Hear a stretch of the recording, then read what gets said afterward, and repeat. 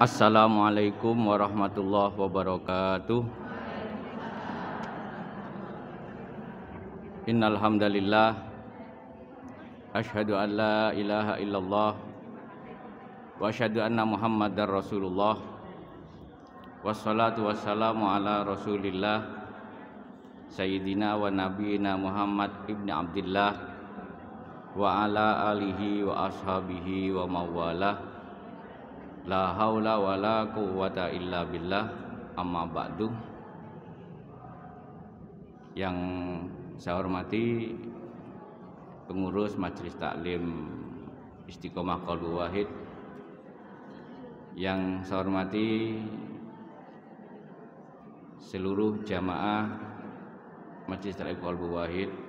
Alhamdulillah di pagi hari ini kita ditakdir oleh Allah Subhanahu wa taala untuk menambah ilmunya, menambah supaya kita lebih beriman kepada Allah, lebih bertakwa kepadanya, sehingga harapannya kita dimuliakan oleh Allah dunia kita dan akhirat kita. Amin. Salawat serta salam semoga tetap tercurahkan pada panutan kita Nabi Muhammad SAW. Semoga kita bisa mengikuti jejak beliau di setiap langkah beliau, di setiap kehidupan keseharian beliau, dan harapannya kita menjadi tetangganya kelak di surga. Amin. Ibu-ibu yang saya hormati, tema kita pada pagi hari ini adalah adab makan, yang sebenarnya juga mendukung dari kajian yang biasa saya sampaikan, Al-Hikam, karena kata ahli hikmah, la tanalullaha illa bil ibadah wala tanalul ibadah illa bil adab wala tanaluhu illa bil ilmi. Kita tidak bisa memperoleh Allah, memperoleh kasih sayang Allah, memperoleh rahmat Allah dan semacamnya kecuali dengan ibadah. Dan kita tidak bisa memperoleh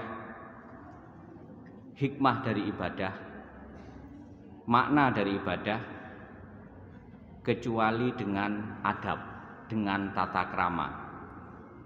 Dan kita tidak bisa memperoleh tata krama itu kecuali dengan ilmu. Ilmu yang dimaksud adalah ilmu dari Rasulullah SAW. Karena Rasulullah SAW bersabda, man amila amalan laisa alaihi amruna fawaruddun. Barang siapa mengamalkan suatu amalan, entah itu berupa ibadah, termasuk adab ini tata krama, maka amalan tersebut ditolak. Jadi intinya kita dalam melaksanakan apapun itu ada adabnya, ada tata kramanya, cara jawanya, ada sopan santunnya, ada sopan santunnya. Dan ini sopan santun ini bukan dari pemikiran Rasulullah, juga bukan dari sekedar budaya, tetapi langsung wahyu dari Allah Subhanahu wa taala. Sopan santun dalam kita melaksanakan ibadah, adab tata krama dalam kita melaksanakan ibadah, ini memang langsung wahyu dari Allah, langsung aturannya dari Allah. Sehingga kalau kata kiai-kiai Jawa itu biasanya di pesantren dulu, man tarakal adab fawa biadab. Barang siapa yang meninggalkan adab, maka orang tersebut biadab. Nah, ini apa kata kiai-kiai pesantren. Artinya bahwa kita apapun yang dilakukan kita berusaha memakai adab. Dan dalam setiap kehidupan kita ini merupakan ibadah. Wa ma khalaqtul jinna wal insa illa liya'budun, tidaklah aku menciptakan jin dan manusia kecuali hanya untuk ibadah.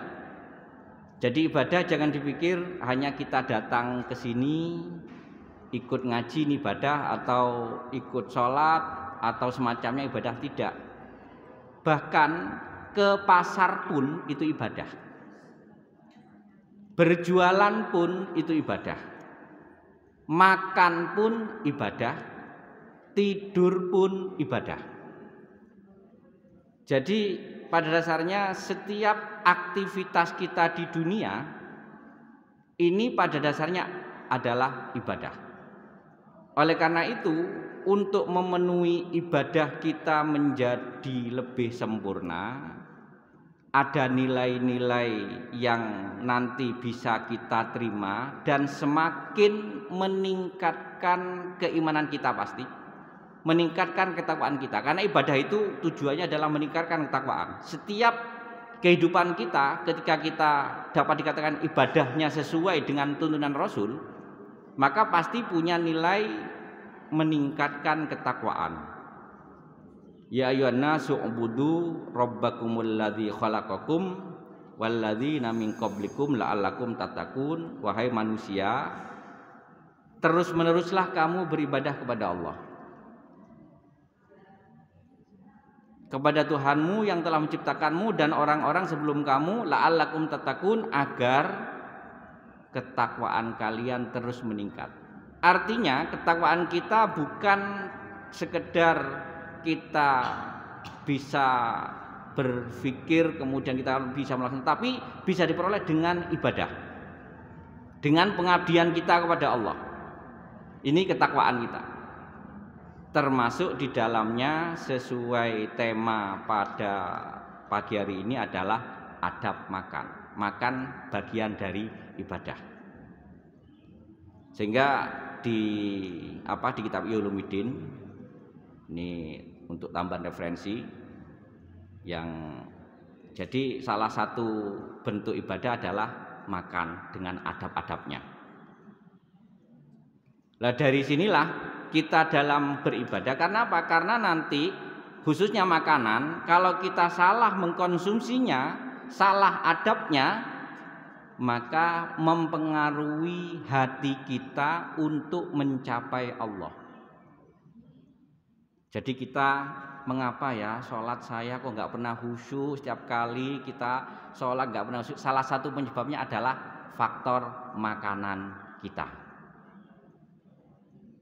Sudah berusaha khusyuk, ingat A, ingat B, itu kadang-kadang itu katanya manusiawi. Ya memang manusiawi, tapi ada penyebabnya. Salah satunya adalah makanan dan cara makan yang kita lakukan. Sehingga untuk lebih mendekat Allah, lebih makrifat mengetahui Allah sulit. Karena hati kita tertutup oleh zat-zat yang akhirnya menutupi cahaya Allah masuk di hati kita. Tertutupi karena pola cara yang kita lakukan, sehingga makanan yang dikonsumsi akhirnya tidak 100% menjadikan kita lebih semangat beribadah. Saya ibaratkan makanan yang paling higienis pun, terus makanan itu dicuci dengan dengan pencuci yang paling bersih, jauh dari racun, misalnya apel, misalnya buah apel, jauh dari racun, kemudian dicuci, kemudian sebelum dimakan disteril dulu di satu tempat yang sangat tertutup, tidak mungkin bakteri masuk ke situ misalnya. Kemudian kita konsumsi, kita sebelum konsumsi misalnya cuci tangan dulu, kita jaga benar-benar higienis. Setelah kita konsumsi ternyata pasti masih ada sisa makanan. Jadi apa, Bu? Jadi itu yang keluar di belakang. Berarti ada sisa makanan. Rasulullah SAW, salah satu keistimewaan Rasul, ngapunten, Rasulullah itu ketika BAB, setiap kali, ini sahabat itu banyak yang kepo. Selain mukjizat ya, Rasulullah itu BAK maupun BAB tidak pernah kelihatan bekasnya. Dicari, padahal WC zaman dulu bukan septic tank. WC zaman dulu kan jumlah atau ada bekasnya. Setelah itu cari nggak ada. Dicari nggak ada karena seluruh zat yang dikonsumsi Rasulullah akhirnya menjadi energi, tidak ada zat yang terbuang, dan akhirnya karena memang benar-benar halal dan bersih, akhirnya Rasulullah bisa menggunakan itu untuk ibadah kepada Allah dengan lebih sempurna. Rasulullah bangun jam 12 atau jam 11 malam, sholat tahajud qiyamul lail sebanyak 12 rakaat dengan baca Al-Baqarah tanpa ngantuk berdiri. Nyambung zikir sampai masuk waktu duha, zikir pagi tanpa ngantuk dan berdiri seperti biasanya. Kemudian setelah itu pagi masih melakukan aktivitas kerja, dakwah dan macamnya, tidur qailulah jam setengah 12, sekitar setengah atau seperempat jam qailulah sunnah ini. Ini adab keseharian qailulah. Jadi tidur menjelang zuhur itu malah sunnah. Setengah jam atau seperempat jam ini qailulah. Setelah itu sholat zuhur, melakukan aktivitas lagi, baru tidur lagi sekitar jam 8 atau jam 9. Kalau Rasulullah berkenan Isya lebih awal, tidur sekitar jam 8-an kalau sekarang, atau kalau di waktu Mekah Isya itu sekitar jam 8, ya berarti jam 9-an. Di Madinah biasanya waktu Isyanya jam segituan, jam 8. Kalau di kita kan Isyanya jam 7 kurang seperempat atau setengah 7. Kalau di sekitar itu jam 9 atau maksimal jam 10, habis itu jam 12 sudah bangun lagi. Rasulullah tidur rata-rata sehari 2,5 jam atau 3 jam. Sehari semalam, siangnya seperempat jam atau setengah jam, malamnya 2 atau 3 jam. Karena apa? Karena faktor makanan yang dikonsumsi oleh Rasulullah. Ini luar biasa Rasulullah, kesempurnaan pola hidup yang memang ditata oleh wahyu. Bukan pemikiran dokter, bukan analisis, bukan yang disampaikan oleh analisis ahli higienis, ahli gizi, tetapi memang disetir oleh wahyu dalam pola kehidupan beliau, termasuk saat mengkonsumsi makanan dengan adab-adabnya. Lah ini kejadian dari ibadah kita, apalagi Allah perintah, ya ayyuhan nas kulu mimma fil ardi halalan thayyiba. Wahai manusia, makanlah. Dalam usul fikih, al-amru yadul al-wujub. Perintah di dalam Al-Quran itu menunjukkan wajib. Berarti makan itu wajib. Yang berarti wajib berarti ibadah. Berarti tidak makan dosa. Berniat, makanya puasa pati geni, puasa wisol sebutannya dalam bahasa agama, 2 hari 2 malam itu, atau 3 hari 3 malam dosa. Yang mampu hanya Rasulullah. Rasulullah pernah nggak makan, nggak minum 7 hari 7 malam pernah. Karena itu mukjizat, kita nggak bisa meniru itu. Tetapi intinya makan itu merupakan kewajiban. Kewajiban yang pertama halalan thayyibah, yang kita pilih halal dan thayyib. Mungkin ini nggak bisa sekali pertemuan, bisa sampai lanjut pada pertemuan berikutnya, karena khususnya membahas halal saja banyak hal yang kita perhatikan. Yang pertama dalam Al-Quran, kulu mimma fil ardi halan thayyibah, yang halal, yang thayyib. Thayyib pengertiannya bukan hanya sekedar, ada pengertian di dalam kitab Ihya, ada beberapa pengertian. Kemudian yang kedua, kulu washrobu wala tusrifu. Makanlah, minumlah, tapi jangan berlebihan. Ada 3 hal, halal, thayyib, proporsional. Jadi dalam kita mengkonsumsi makanan, satunya halal, yang kedua thayyib, yang ketiga proporsional. Ini dalam Al-Quran semua. Sekarang pengertian halal.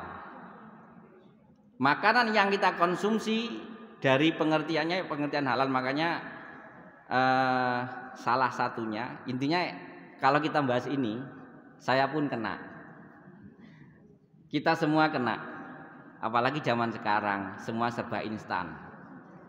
Zaman sekarang semua serba malas beli yang mentahan. Ini pasti kita kena. Makanya jadi orang ma'rifatullah, jadi orang yang sangat dekat dengan Allah, waliullah, itu sangat berat. Kalau orang mengaku wali tapi senang di restoran, apalagi sekedar angger restoran dileboni.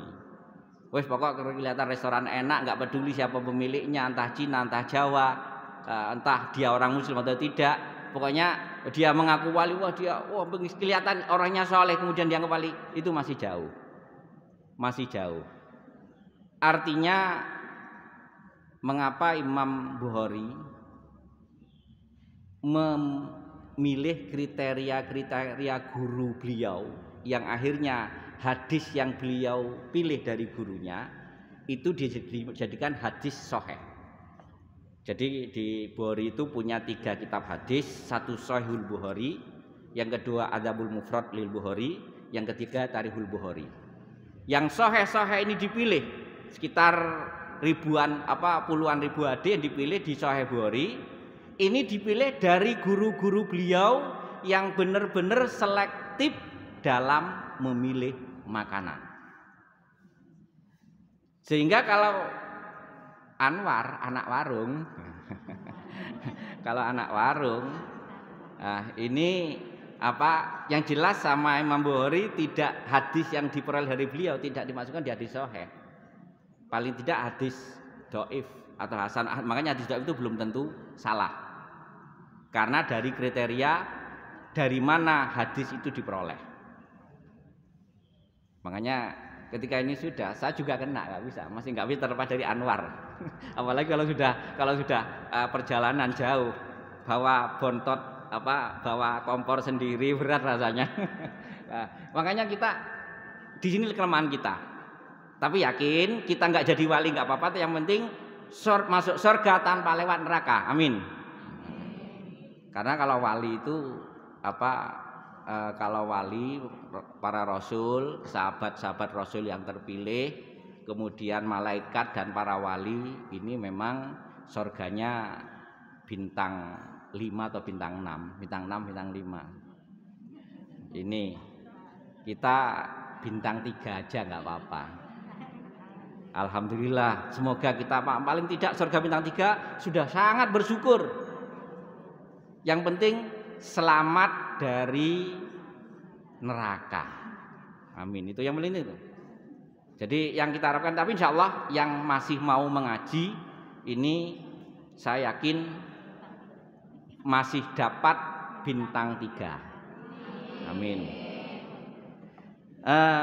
Ibu-ibu yang saya hormati, yang halal Rasulullah SAW bersabda, al halalu haramun wal halalu bayyinun wal haramu bayyinun wa bainahuma umurun mutasyabihatun. Yang halal itu jelas, yang haram juga jelas, sudah ada kejelasannya di syariat, maksudnya sudah dijelaskan di syariat. Wa bainahuma, di antara keduanya umurun mutasyabihatun, ada perkara-perkara yang mutasyabihat, remeng-remeng.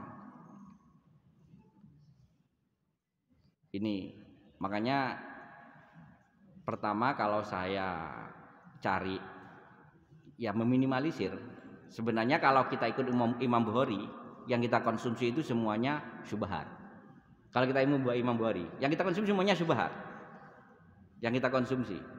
Tapi kalau itu versinya Imam Bukhari yang memang sangat wirai, hati-hati sekali. Tapi kalau versinya Imam Mansur maka yang penting yang jelas kita tahu siapa pengelolanya. Kemudian kalau kita mencari halal siapa pengelolanya, kemudian produksinya dari mana, kita berusaha untuk sewirai mungkin. Ketika ada indikasi sedikit yang menyebabkan ada indikasi haramnya atau mendekati haram, atau ada asap yang dihembuskan oleh seseorang sehingga ini ada haramnya, maka di situ kita berusaha menghindari. Jadi ngapunten kalau saya dalam memilih yang halal ini, khususnya kalau pergi maksudnya ketika perjalanan ini, paling tidak saya memilih makanan yang sekiranya pengelolanya itu jelas muslim dulu. Pengelolanya jelas muslim dulu. Karena ada sabda Rasulullah SAW, la ta'kulu min ina'i musyrikin wa ahlil kitab illa ayyu salah. Jangan kau langsung makan dari wadah. Kita pinjam wadah, ini hadisnya. Kita pinjam wadah di Kitabul Bulughul Maram dari orang non muslim. Maka sebelum kita mengkonsumsi, sebelum kita makanan kita taruh di wadah itu, maka wadah itu harus kita cuci dulu. Makanya kalau kita pergi ke rumah makan, pengelolanya tidak muslim, otomatis kita mau nyuci kan nggak bisa. Makanya ila ayusalah, kecuali dicuci dulu oleh kita. Itu wadahnya, apalagi pengelolaan masaknya. Ini masih halalnya. Sehingga saya sangat selektif, sehingga saya nggak sekedar kalau bepergian, saya pernah pas sampai saya capek sendiri akhirnya. Pas ke Singapura, meskipun ada tulisannya halal food, terus pas di Changi di area bandaranya Singapura halal food.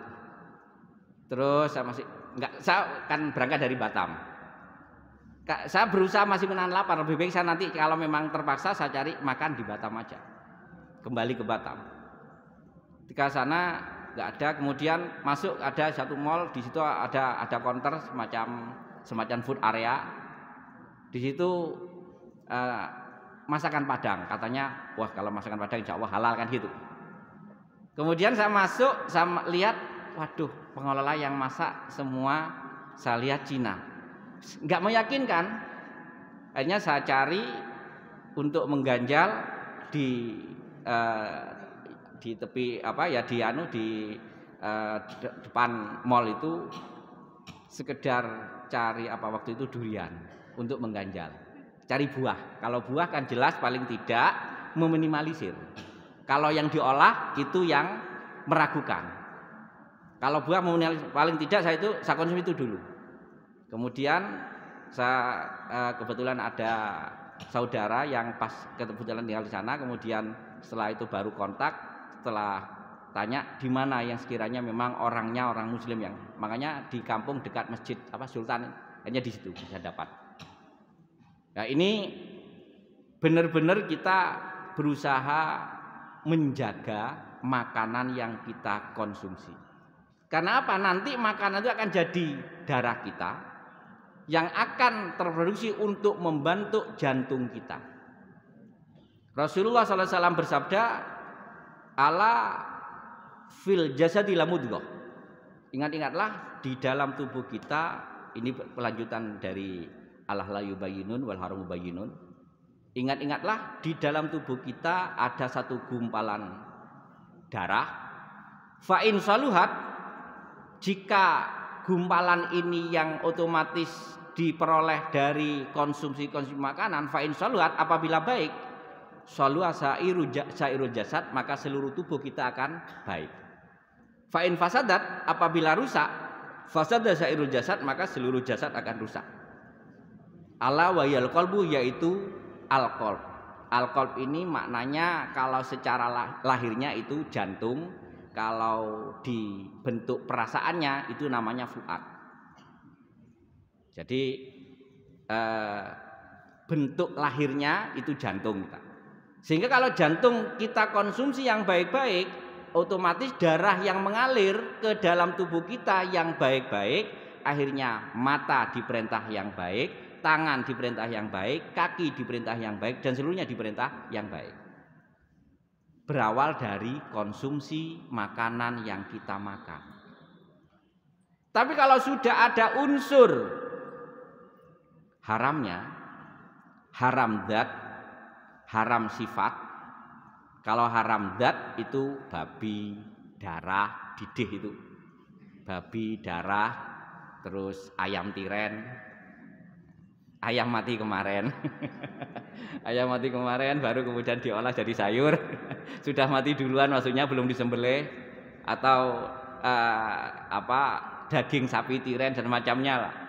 Itu ketika itu dikonsumsi otomatis berpengaruh pada proses ibadah kita.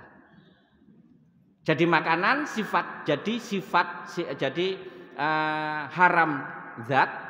Jadi kalau di Al-Qur'an itu, di Al-Qur'an haram zat babi, kemudian darah, bangkai, dan ini yang bahaya, wa ma uhilla li ghairillah, yaitu sesuatu yang disembelih maupun dipersembahkan kepada selain Allah. Makanya kalau itu benar, kalau kita beli di luar misalnya, mungkin kalau di Indonesia sudah diawasi oleh MUI mungkin, tapi kalau di luar McD, langsung KFC atau McD, kemudian kita pesan daging sapi, pesen beef burger, ya sapinya secara hal, tapi penyembelihannya, makanya sekiranya ada indikasi-indikasi seperti itu lebih baik dihindari. Daging kambing halal, tapi sembelihannya termasuk kalau secara hukum fikih di Basul Masail, bekicot itu sama dengan sifatnya hewan darat lainnya yang halal. Hewan darat itu yang kriteria-kriteria tertentu seperti sapi, kambing, ayam, kelinci termasuk bekicot itu halal. Tetapi proses pengolahannya harus melalui sembelih dulu. Sehingga kebanyakan kalau sate 02 itu nggak telaten, yang jual, yang mengolah nggak telaten, langsung cemplung plung itu. Sehingga itu penyebab menjadi asalnya seharusnya zatnya bekicot itu halal menjadi haram karena pengolahannya. Seharusnya dibuka cangkangnya dulu, ini kalau ikut hukum fikih baru dipotong lehernya. Tapi nggak ada yang telaten, penjual-penjual nggak ada yang telaten. Nah, ini kalau kul jelas halal karena kul memang hewan air. Kul itu hewan air. Ini. Kemudian ada yang kedua, ma uhilla li ghairillah, yang dipersembahkan kepada selain Allah, bukannya sekedar faktor disembelih. Ini maknanya dipersembahkan kepada selain Allah. Meskipun itu mungkin menyembelihnya syar'i, ngapunten. Jadi wis engkung disembelih secara syar'i wis, tapi kemudian dibawa selamatan di belakang, tapi untuk sesajen. Bukan untuk selamatan biasa, untuk sedekah-sedekah kepada orang. Maka kalau itu sudah disajenkan, di pohon besar atau di satu punden disajenkan, maka sifat ayam ingkung seharusnya meskipun disembelihnya dengan bismillah, nyembelih bismillahirrahmanirrahim, halal saat disembelih. Tapi ketika niatnya sudah disajenkan, sifatnya sak nasinya menjadi haram dikonsumsi. Jadi ini sering yang kita nggak paham, ini masalah kehalalan ini luas masih. Seperti apa yang halal itu sangat luas. Halal haramnya kita harus bisa benar-benar bisa membedakan. Ini seperti itu. Kemudian selain yang di Al-Qur'an disebutkan seperti itu, yang di Al-Qur'an daging babi, kemudian darah, bangkai, kemudian yang diberikan kepada selain Allah. Atau hewan halal seperti sapi, kemudian jatuh. Wal munhanikatu di surah Al-Maidah, wal mutaradiyatu wan natihatu wa ma kalasabu illa ma dzakaitum. Jadi karena kejatuhan batu kemudian mati sapi itu jelas haram. Jadi sifat halal menjadi haram. Setelah itu ada yang dimakan hewan buas, kemudian hewan buahnya lari, mungkin karena mungkin ada orang berburu, hewan buahnya lari, kemudian kena tembak, akhirnya lari, kemudian itu masih tersisa misalnya, ini haram juga. Illa madzakaitum, kecuali cepet-cepet disembelih saat ruhnya masih ada. Ada kambing ditabrak mobil, langsung cepat diambil, sekiranya masih bergerak cepat disembelih. Ini kategori hewan yang halal. Dari ini. Kemudian yang kedua, yang jelas haram, kalau itu di Al-Qur'an, kalau di hadis angkulidhi nabin, setiap yang berkuku, wadufrin, setiap yang bertaring dan yang berkuku. Angkulidhi nabin wadufrin, setiap yang bertaring dan berkuku, ini menjadi haram. Jadi ketika kita anukan hewan karnivora itu haram. Hewan karnivora. Kemudian yang mutlak halal itu belalang sama hewan air. Semua mutlak halal. Meskipun kalau berani nangkap piranha enggak apa-apa. piranha berenang sambil menangkap piranha atau nangkap hiu. Jadi itu halal itu. Semua hewan air itu halal. Yang memang hidupnya di air. Kalau ular itu hidupnya tidak di air. Belut yang di air. Nah, itu semua halal. Jadi kalau ingin aman, beli itu beli lele, kutuk, belut, kakap, dorang dan semacamnya. Ini ingin aman. Sudah, langsung nggak usah disembelih, langsung goreng dan insya Allah halal. Makanya kalau ulama dulu itu dalam mengkonsumsi makanan benar-benar hati-hati. Nggak berani beli daging matang karena memang punya daya, punya kekuatan. Beli ayam sembelih sendiri semua. Rata-rata kiai-kiai dulu sembelih sendiri. Nggak berani beli di pasar. Takutnya tadi ada yang tiren atau yang menyembelihnya sekedar nyembelih dan semacamnya. Ini yang kita hati-hati dalam mengkonsumsi makanan. Begitu pula kalau misalnya jelas misalnya halal, beli seafood halal, tapi minyak gorengnya, nah, ini yang harus kita perhatikan. Minyak gorengnya biar terasa lebih nikmat, campur minyak babi. Ini memang ini masih masalah halal haramnya ya, belum masalah adabnya. Ketika saya masih di pesantren, bahkan ketika saya kuliah pas di Malang itu, saya benar-benar selektif dalam berusaha mencari makanan. Apalagi pas di pesantren, Itu saya sampai ini proses masaknya.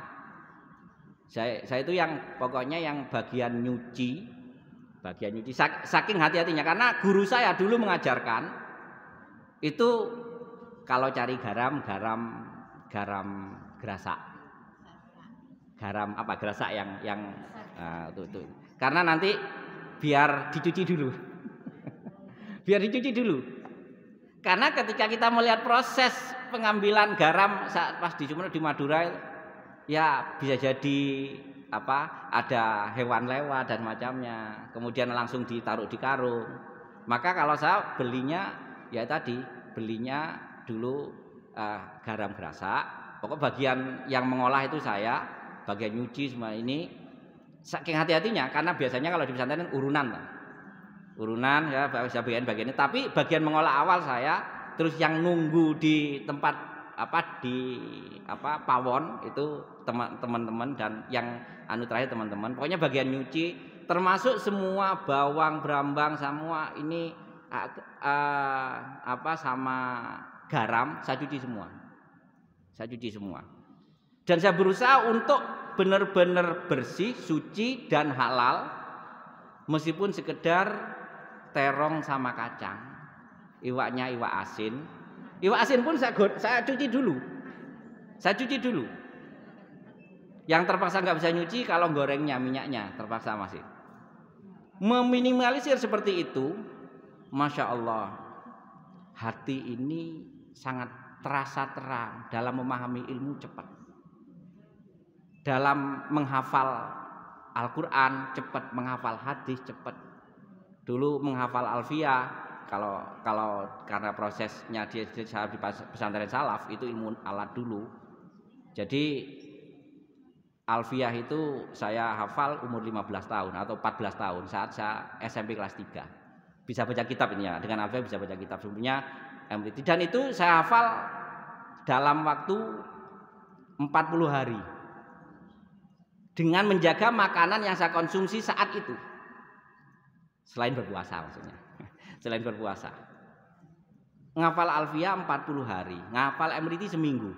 Sebelumnya MRT seminggu. Ya memang ada tujuan-tujuan tertentu, ikut lomba dan menang. Tujuannya memang itu. Sehingga saya seminggu MRT lafdan muradan wa maknan wa muradan. Kemudian Alfiyah di 40 hari saya hafal, dan itu di usia 14-15 tahun, karena saat itu saya benar-benar di pondok itu ingin benar-benar menjaga halalan thayyibahnya, sampai cara masaknya sampai seperti itu. Nah ini yang dirasakan. Nah, karena memang pengaruh ke darah kita, semakin makanan yang kita konsumsi bersih sifat haramnya dari sifat haram, dan bersih dari sifat syubhatnya. Sifat syubhat itu cara ngolahnya. Bainama burung mutasyabihun. Ya hal-hal yang syubhat itu cara ngolahnya. Jadi seperti tadi, ya sepertinya makanya kalau kita makan, kalau sebenarnya yang kita lakukan banyak syubhat. Kita sekarang bumbu rawon sudah tinggal beli yang jadi. Bumbu pecel beli yang jadi. Saya dulu buat pecel waktu di pondok, pecel sekedar ya pecel ala pondok, ya buat sendiri. Kacang sebelum digoreng dicuci dulu. Ini kehati-hatian, maksudnya kehati-hatian. Saya merasakan itu karena memang pengaruh di hati, pengaruh di tubuh kita luar biasa, khususnya di hati. Ibadah bisa lebih khusyuk. Ini masih belum selevel Imam Bukhari, masih belum. Jadi makanya Imam Bukhari itu dengan keadaan seperti itu oleh orang tuanya dijaga, umur 6 tahun sudah hafal Quran, umur 10 tahun itu sudah ratusan ribu hadis, 17 tahun itu umur 14 tahun, 15 tahun sudah jutaan hadis. Kemudian beliau baru menambah pergi haji umur 15 itu dengan keluarganya pulang, beliau melanjutkan mencari hadis-hadis berikutnya sampai itu hafal, bukan hanya sekedar dicatat. Memori di otaknya ini memang sudah kalau di komputer sekarang 1 terabit kekuatannya Imam Bukhari dalam menghafal Al-Quran dan hadis. Imam Syafi'i karena memang Ini ada kisah kan yang pernah, mungkin kisah ini pernah diceritakan oleh para mubalek. Seorang yang menemukan apel, sudah terlanjur dimakan, tiba-tiba dia ingat ini bukan hak saya, masih ditelusuri kan. Ini kan bapaknya Imam Bukhari, bapaknya Imam Syafi'i. Ditelusuri, kemudian setelah itu baru setelah ditelusuri, ditanya, diketahui, malah oleh yang punya apel ini malah dihukum bekerja di situ sampai sekian bulan. Setelah hukuman terakhir belum selesai, disuruh nikahi anaknya yang bisu, tuli, lumpuh dan semacamnya. Ternyata setelah masuk, saking hati-hatinya, ternyata tidak bisu, tidak tuli, ternyata cantik jelita. Itu akhirnya jadilah Imam Syafi'i, putranya, ini Kiai Idris. Jadi Kiai Idris, maksudnya Syekh Idris yang beranu seperti itu.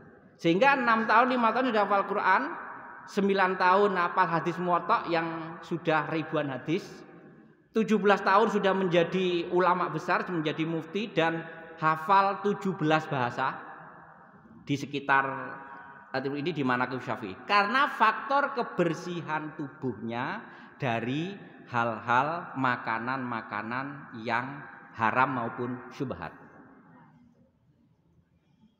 Jadi makanya sekarang saya merasakan kualitas saya dengan dulu. Sekarang saya rasakan sudah jauh. Karena faktor keadaan, faktor sistem yang ada di sekitar kita yang nggak bisa terlepas.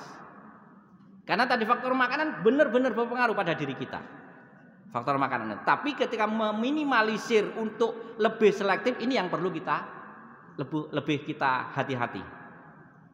Jadi tetap kalau misalnya terpaksa jadi anak warung, paling tidak minimal yang mengelola Muslim. Ngapunten, saya bukan beberapa apa istilahnya mengkampanyekan kotor, tidak. Saya tidak berani, ngapunten ya. Saya tidak berani kalau di sini mie Erlangga, mie Krishna, saya nggak berani. Terus di belakang pakaian sini juga nggak berani. Pas depan mie depannya penjual babi, di belakang sini nggak berani. Kemudian termasuk ngapunten, suatu depot-depot yang dalam tanda kutip yang mengelola itu non Muslim, saya nggak berani. Saya benar-benar nggak berani. Kecuali yang saya tahu memang dia Muslim, nggak apa-apa meskipun itu asal dia tahu sudah Muslim. Apalagi saya sering ke orang yang sudah sangat kenal dan pernah ikut ngaji saya, baru itu saya masuk. Karena menjaga agar ini berpengaruh. Proses tahajud kita dapat dipengaruhi dengan ini. Kalau sudah makanan ada campur-campur seperti ini, mau tahajud berat, mau sholat duha berat. Karena ada faktor makanan yang dalam tubuh kita yang kita konsumsi, ada hal-hal kotor, sehingga untuk mau baca Al-Quran, mau menghatamkan berat. Bukan faktor kebiasaan tidak, tapi juga faktor makanan. Saya benar-benar selektif. Begitu pula ketika kita makanya saya jarang mengkonsumsi yang instan. Karena kalau sudah itu produksi seperti itu, apalagi kalau saya menggambarkan ke murid-murid saya waktu di pesantren, saya sering gurau. Sampai nggak tahu ya cara ngelola caos gitu kan ya, saya gurau. Ini jadi itu caos ditandun taruh yang besar. Habis itu yang jaga itu kadang-kadang malam itu karena kebelet pipis di kono sak ngarepe gitu kan. Saya kira seperti itu. Sehingga agar memotivasi mereka hati-hati dalam makanan. Belum yang jelas makanan tempatnya biasanya tikus. Tikus di situ. Wah, karena sudah terlanjur dari tikus di situ dan masih mau diberikan lagi sulit, akhirnya ambil sebelah tikus yang diambil, padahal sebelahnya ada tikusnya. Saya gitu kan. Artinya kehati-hatian inilah yang harus kita berusaha kita melaksanakannya, yang halal. Kemudian kalau memungkinkan, karena sabda Rasulullah, yang syubhat kalau memungkinkan juga dihindari. Man waqa'a fi syubhat faqad waqa'a fil haram. Barang siapa yang terbiasa melakukan atau mengkonsumsi yang syubhat-syubhat, maka sangat dekat untuk sama dengan mengkonsumsi barang yang haram. Artinya gini,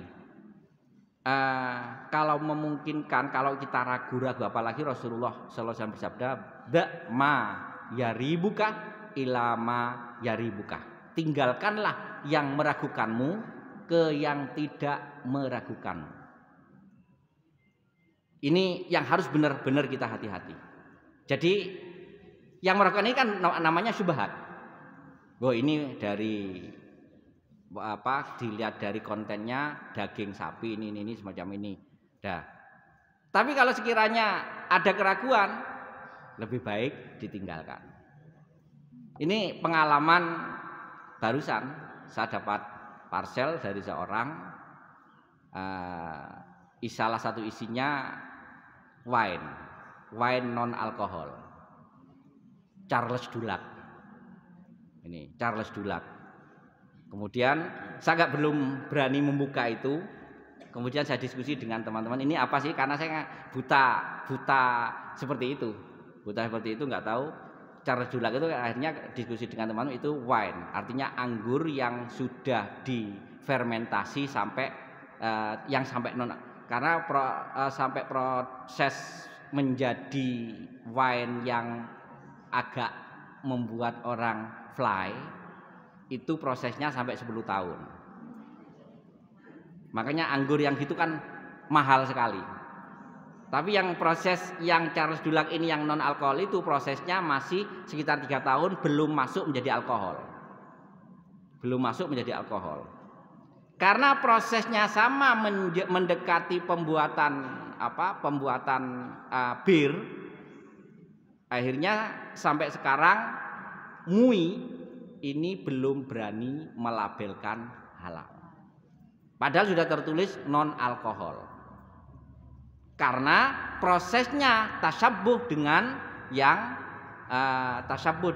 proses pembuatan bir. Makanya disebut syubhat. Akhirnya ya sudah, saya bawa ke tempat sepi, daripada kalau diberikan ke orang lain sama dengan saya membantu orang yang mengkonsumsi itu. Bukan karena mubadirkan, karena menjaga kehalalan, saya pecah. Ini salah satunya. Mikir larang ya. Tapi terpaksa. Daripada darah saya ada hal-hal yang menyebabkan ibadah saya berkurang. Ini masih masalah halal. Kemudian yang kedua tadi thayyiban. Thayyiban ini yang pertama al-muwafaqah lil jasadi, yang sesuai dengan tubuh kita. Al-muwafaqah lil jasad ini pengertian thayyiban di kitab Ihya Ulumuddin, sesuai dengan tubuh kita. Artinya kalau tadi termasuk yang syubhat, yang kita berusaha hati-hati dengan membersihkan, mensucikan, semuanya itu proses thayyiban juga. Yang kedua yang sesuai dengan tubuh kita, ini maksudnya keadaan kesehatan kita. Keadaan kesehatan ini thayyiban. Gula itu thayyib. Gula yang kandungan glukosa itu thayyib secara umum. Tidak haram, halal, dan thayyib secara umum, enak. Tapi yang kena diabetes enggak thayyib. Begitu pula daging kambing, halalan thayyiban jika disembelih dengan cara syar'i, halalan thayyiban secara umum. Tapi yang stroke, yang tensinya tinggi, enggak thayyib. Ini seperti itu. Termasuk salah satunya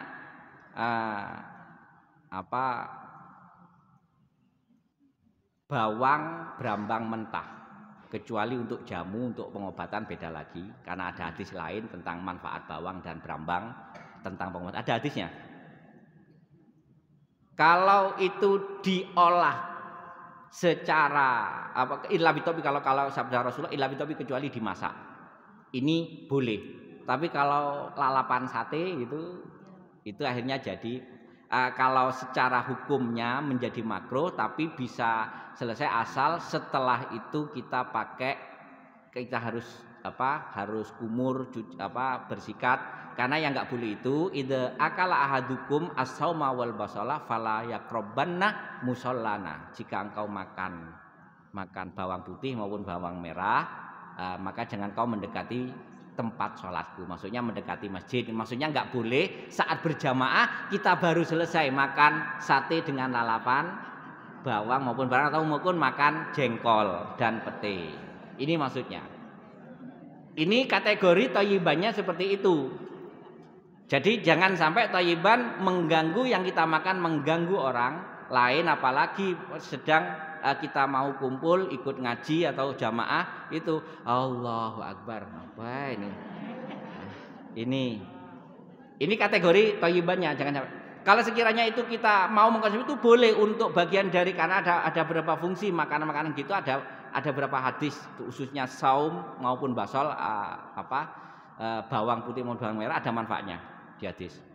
Itu kalau memang mau melakukan itu nggak apa-apa, tetapi harus bentuk thayyibannya jauh sebelum mau sholat, jauh sebelum berangkat ngaji, setelah itu berkumur, sikat dan semacamnya. Ini bentuk thayyiban yang kedua. Thayyiban yang pertama harus sesuai dengan keadaan tubuh kita, keadaan kesehatan kita. Jadi jangan memilih makanan pokoknya enak. Ya sama dengan tadi, kalau kita sama, mie di sana enak, tapi ternyata yang ngelola non muslim, itu dihindari. Jangan hanya mencari selera. Pasti kita akan memperoleh selera yang paling enak kelak, yang tidak dapat kita bayangkan di sorga. Makanya sampai Rasulullah pesan ya, salah satunya khamr ya. Man syaribal khamrah fid dunya la nasibalahu fil jannah. Barang siapa yang minum bir di dunia, maka dia tidak akan memperoleh bagian minum bir di surga. Ini artinya kita menahan tidak mengkonsumsi wine tadi, wine anggur yang difermentasikan, karena harapannya besok mengkonsumsi wine di surga. Apalagi kalau di sana bukan hanya mengkonsumsi, mandi di telaga anggur, di telaga bir. Sambil mandi minum bir, sambil berenang minum bir, besok di surga. Begitu pula ketika kita mencari kelezatan di bumi ini, kelezatan di dunia ini, makanan kita pokoknya enak, wah misalnya enak, terkenal enak, sangat viral sekali. Takutnya kita tidak memperoleh bagian kelezatan makanan di surga. Makanya kalau kita semakin selektif, ini contoh Rasulullah itu disuguhi ada susu kambing, ada susu onta, ada air putih. Kemudian Rasulullah masih tanya, karena Rasulullah ada spesifikasi, mana minuman yang hadiah, mana yang sedekah. Masih ditanyakan, ini semua halal, sampai sama sahabat ini semua halal. Karena jelas karena memang sahabat yang menyampaikan semua halal. Masih tanya lagi Rasulullah, ini mana yang hadiah, mana yang sedekah? Karena kalau Rasulullah dan keturunan Rasul, maksudnya ahlul bait itu ahli makom madahnya, ahli makom zakatnya, tidak boleh menerima zakat dan sedekah. Kalau hadiah boleh. Jadi kalau sedekah diberikan ke keluarga Rasul dan putra putri beliau, ini nggak boleh menerima. Kalau sampai mengkonsumsi itu berarti bagian dari haram. Jadi Rasulullah tanya, mana yang sedekah, mana yang hadiah? Akhirnya dipilih yang hadiah. Yang kategori yang niatnya sedekah nggak diminum. Itu Rasulullah. Sampai sebegitunya dalam menjaga mengkonsumsi makanan maupun minuman. Intinya kembali ke thayyib. Jadi thayyiban sesuai dengan keadaan tubuh kita, kesehatan kita. Maka sebelum kita mengkonsumsi sesuatu, konsultasikan dulu dengan keadaan tubuh kita. Kalau memang punya darah tinggi ya sudah, ya nggak apa-apa sekali-kali makan sate kambing nggak apa-apa sekali-kali. Nah, tetapi jangan sampai terus-terusan. Ya, jangan salahkan jika memperoleh sesuatu. Rasulullah sering mengingatkan, idza asobat musibatun la talumanna illa nafsak. Jika kita salah dalam melaksanakan sesuatu, maka jika engkau memperoleh satu musibah, maka janganlah salahkan kecuali dirimu sendiri. Ini masih tentang muwafaqah lil jasad. Muwafaqah lil jasad. Kemudian yang kedua, jadi muwafaqah lis syariah wal adab. Thayyib ini harus sesuai dengan syariat dan adabnya.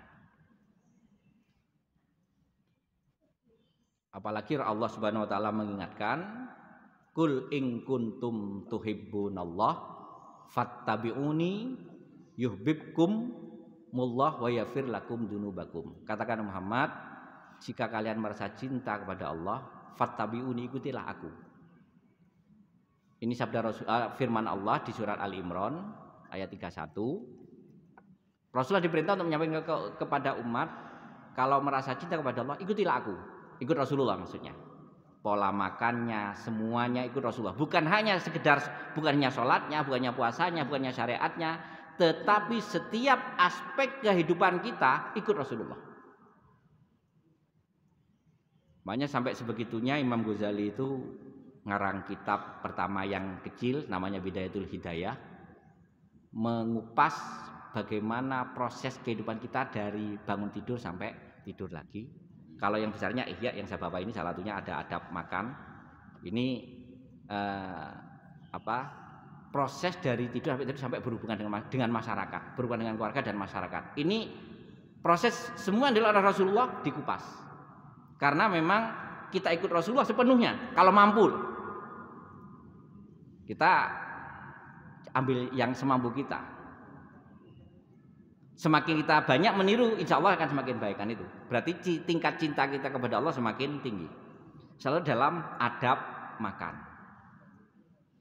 Dalam adab makan. Banyak ini bagian dari muwafaqah. Kita muwafaqah li syariah wal adab. Kita mengikuti syariat, juga mengikuti adab dan tata krama makan. Ini di beberapa hadis luas sekali, banyak sekali cara kita makan dan semacamnya. Dan salah satunya, kalau saya terutama kalau pas ada orang atau mau itu hasanah di pernikahan, biasanya kan ada Jawa kan temu manten, dulang-dulangan, salah satunya kan. Itu sebenarnya dulang-dulangan bukan hanya di kuade, nanti kalau sudah manten lawas tetap dulang-dulangan seharusnya. Gak usah malu dengan anaknya, gak usah malu dengan ininya. Meskipun manten lawas tetap dulang-dulangan, tetap meskipun sudah berada, bukan hanya sekedar nyanyi-nyanyi dalailah sepiring berdua. Tapi meskipun sudah ada, itu sunnah sepiring berdua, ada nanti hadisnya. Kalau perlu satu bagi berlima. Ini salah satu adabnya, nanti ada hadisnya. Kita awali, kita ambilkan dari Riyadhus Shalihin dulu tentang beberapa adab dalam kita mengkonsumsi makanan. Bismillahirrahmanirrahim. An Umar bin Abi Salamah radhiyallahu anhuma, dari Umar bin Abi Salamah radhiyallahu anhuma. Ini kita masuk adabnya karena adab itu bagian thayyibah. Jadi kita mengkonsumsi makanan yang thayyib sesuai dengan adabnya. Qala li Rasulullah sallallahu alaihi wasallam. Rasulullah sallallahu alaihi wasallam bersabda kepadaku saat aku mau mulai makan, Samillaha, sebutlah nama Allah, maksudnya makan bismillahirrahmanirrahim sebelum mengawali. Wakul, makanlah biyaminika dengan tanganmu. Wakul, dan makanlah mimma yalika, dengan apa yang ada di depanmu. Yang pertama, ini masih dari Riyadhus Shalihin, mungkin minggu depannya dari yang lebih detail lagi dari kitab Ihya Ulumuddin. Tapi dapat saya kutipkan dari isinya kitab Ihya Ulumuddin dari hadis-hadis yang ada ini. Pertama yang jelas baca bismillah. Dan banyak yang salah paham Allahumma barik lana fima razaqtana wa qina adzabannar itu bukan saat mengawali makan, tapi saat mengambil makanan. Jadi kalau kita mau ambil nasi di piring, bismillahirrahmanirrahim, Allahumma barik lana fima razaqtana wa qina adzabannar. Tapi saat mau memulai makan, ini baru bismillahirrahmanirrahim saja.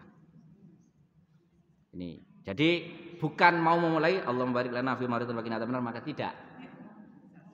Itu kelamaan nanti. Ini sudah terlanjur pengen berselerasi doa itu kelamaan nanti itu.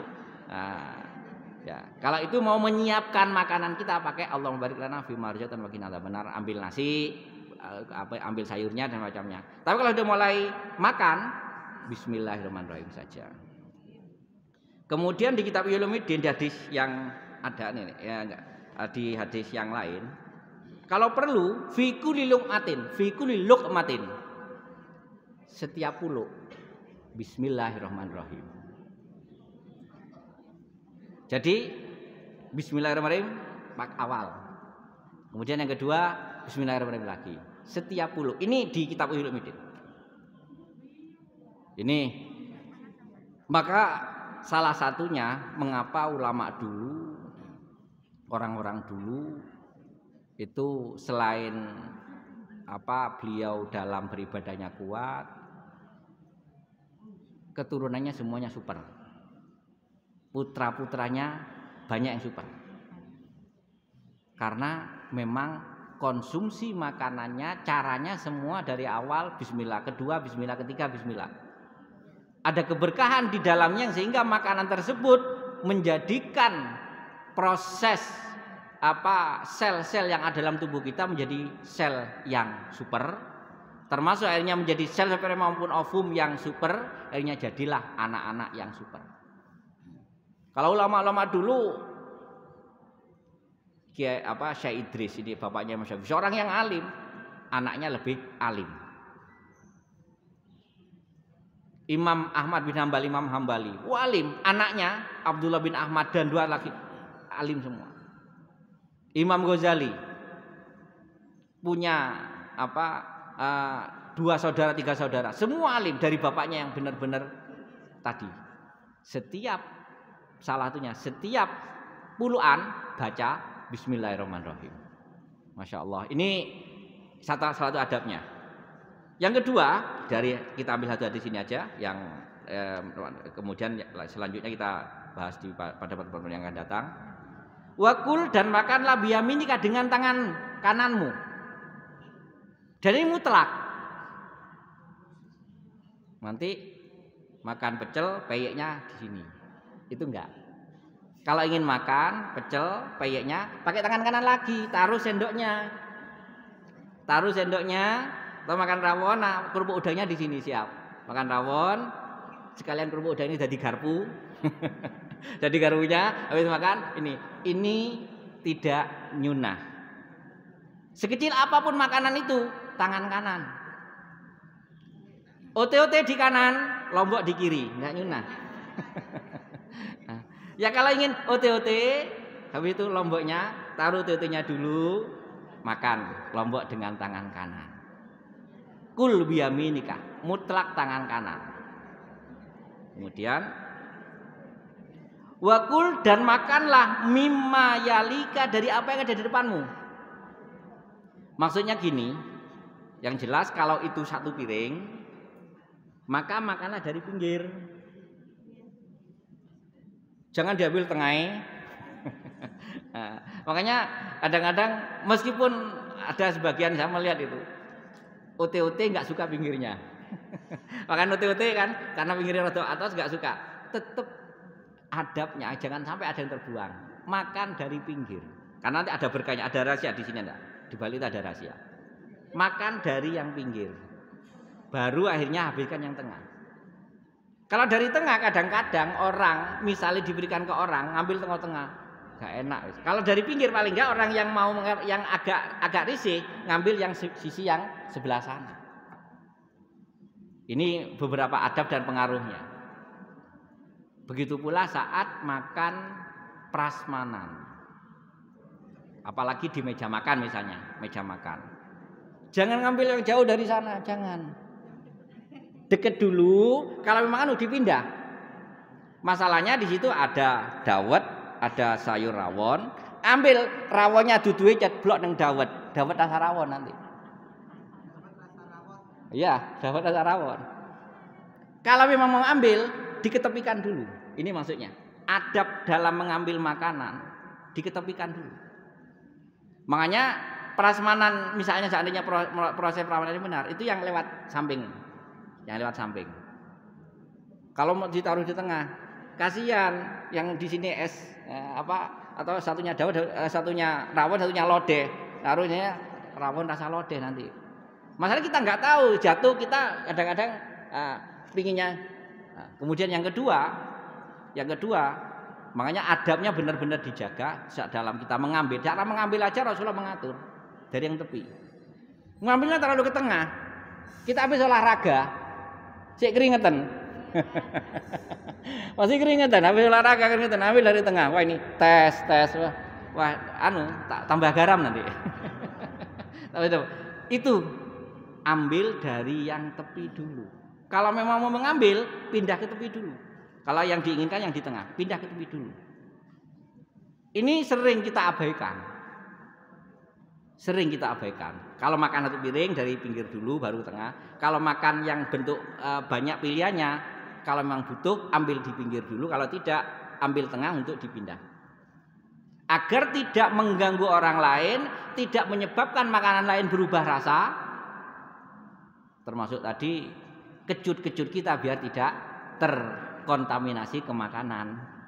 Ini tujuannya seperti itu. Adab yang dicontohkan Rasulullah SAW. Mungkin satu hadis ini dulu dari beberapa adab. Semoga apa yang kita kaji pada pagi hari ini semakin membuat kita bertakwa kepada Allah, dan konsumsi yang makanan yang kita konsumsi ini semakin membuat darah kita bersih untuk bisa semakin mengenal Allah dan mendekat Allah. Karena kalau di dalam hati kita sudah ada kotoran, itulah yang nanti akan mempengaruhi ibadah kita kepada Allah. Kotoran tersebut termasuk penyakit iri, hati, dengki, sombong ini dapat dibersihkan dengan adab makan kita.